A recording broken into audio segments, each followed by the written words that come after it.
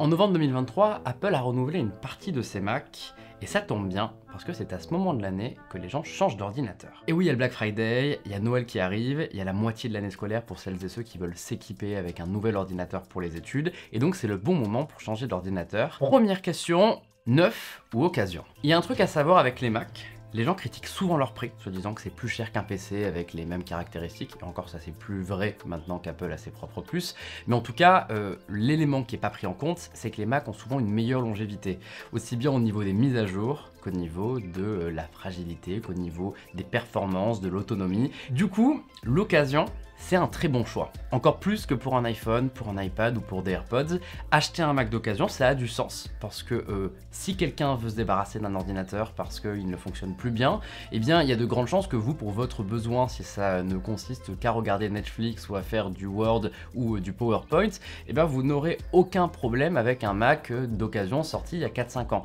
Donc, sur le papier, on vous recommande d'acheter des produits d'occasion reconditionnés. Mais attention, il y a un seul problème avec toute cette réflexion, c'est que Apple a lancé ses propres puces, les puces Apple Silicon, qui sont des puces avec une architecture similaire à celle des iPhones et des iPads, et ces puces-là, elles sont beaucoup plus rapides, elles doublent quasiment l'autonomie, voire plus, elles permettent vraiment à Apple de contrôler ses produits, et pour toutes ces raisons, on ne peut pas recommander aujourd'hui un Mac avec un processeur Intel, donc notre recommandation, elle est simple, si vous achetez de l'occasion, c'est oui, mais uniquement avec une puce M1, M2 ou M3, il faut une puce Apple Silicon, n'achetez pas de Mac Intel, le Mac vieillira mieux, il sera plus puissant, il aura une meilleure batterie et vous ne regretterez pas ce choix. Forcément, du coup, ça limite un petit peu le marché de l'occasion et c'est pour ça qu'on arrive au Mac 9. On va commencer par les MacBooks, on va analyser un petit peu la gamme ensemble. Du côté des MacBooks chez Apple, en fin 2023, début 2024, on a deux produits. Ce qu'il y a à savoir, c'est que ces deux produits veulent tout et rien dire. Par exemple, dans la gamme MacBook Pro, vous allez avoir des ordinateurs professionnels qui sont faits pour être branchés à un écran en permanence, qui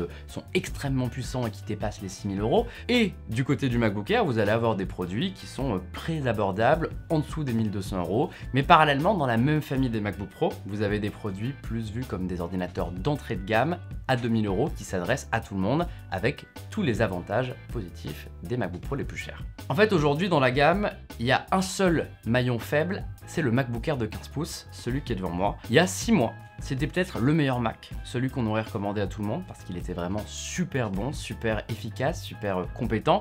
Et le problème aujourd'hui, c'est que le lancement du nouveau MacBook Pro 14 pouces avec une puce M3, eh bien, il éclipse complètement cet ordinateur à bien des niveaux. Pourquoi? Eh bien déjà parce qu'au niveau du prix, c'est assez similaire pour beaucoup mieux. Le MacBook Air de 15 pouces M2, il coûte 1 600 €, alors que le 14 pouces M3, il coûte 1 999 €. Donc pour un écart de 400 €, vous allez avoir déjà 2 fois plus de stockage, on passe de 256 à 512 Go, mais au niveau du produit, vous avez un design beaucoup plus luxueux. Là, on a un MacBook Pro de 14 pouces. Moi, j'adore par exemple l'inscription MacBook Pro gravée en dessous. C'est un détail, mais ça prouve qu'Apple a vraiment bien soigné cet ordinateur.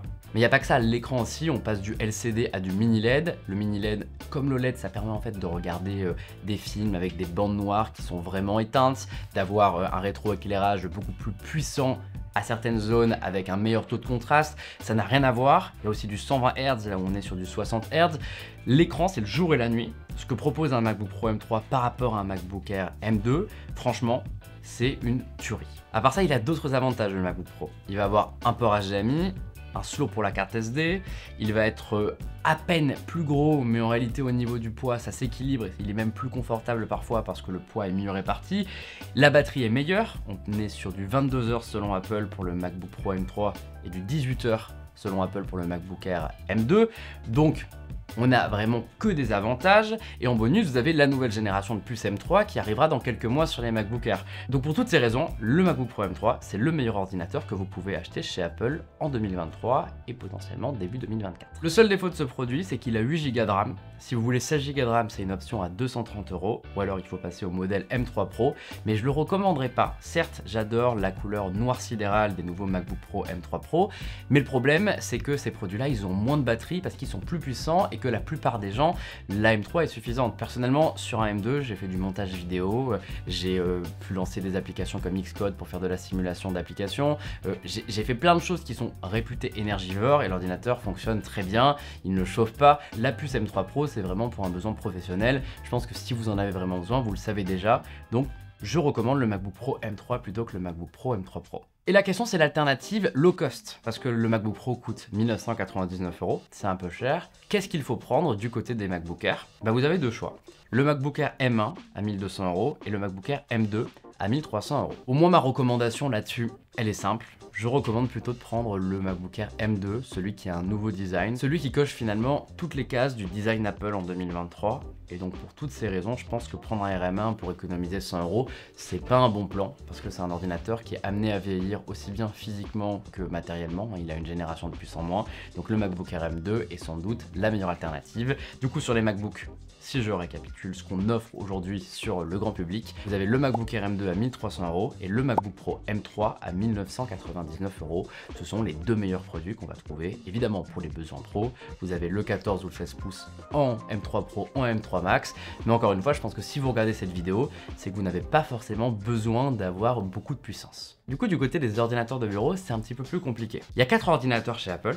L'iMac, qui est l'ordinateur tout en un avec un écran qui intègre une unité centrale, le Mac Mini, qui est une petite unité centrale qui doit se brancher à un écran, le Mac Studio, qui est un gros Mac Mini avec beaucoup plus de puissance, et le Mac Pro, qui est une tour immense qui a énormément de puissance, mais qui ne sert à rien pour 99% des gens. Dans la suite de cette vidéo, on va éliminer du coup le Mac Pro et le Mac Studio, parce que comme pour les MacBook Pro les plus chers, ce sont des produits qui visent un public averti qui sait déjà ce dont il a besoin. Du coup, la question, c'est est-ce qu'il vaut mieux acheter un iMac ou un Mac Mini en 2023? Et la réponse, elle n'est pas évidente. L'iMac, en fait, sa vraie particularité, c'est son histoire. C'est un produit important dans l'histoire d'Apple, c'est un produit coloré, c'est un produit qui est très joli, très design dans une maison.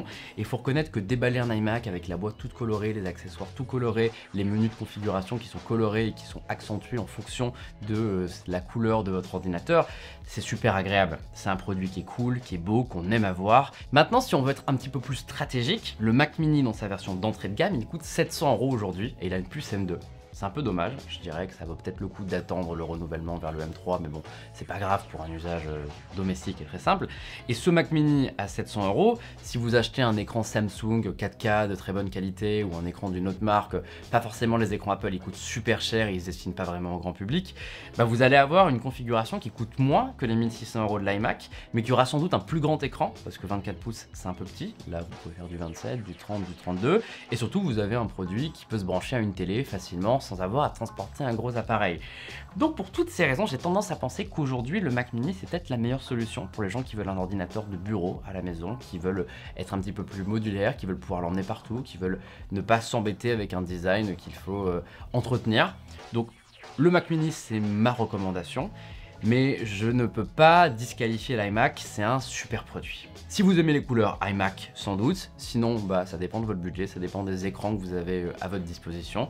Donc ça, chaque utilisateur peut faire son choix. Dites-nous ce que vous avez pensé de ce format, si on a répondu à vos questions, et éventuellement si vous aimeriez qu'on fasse ça avec d'autres produits, pourquoi pas l'iPhone.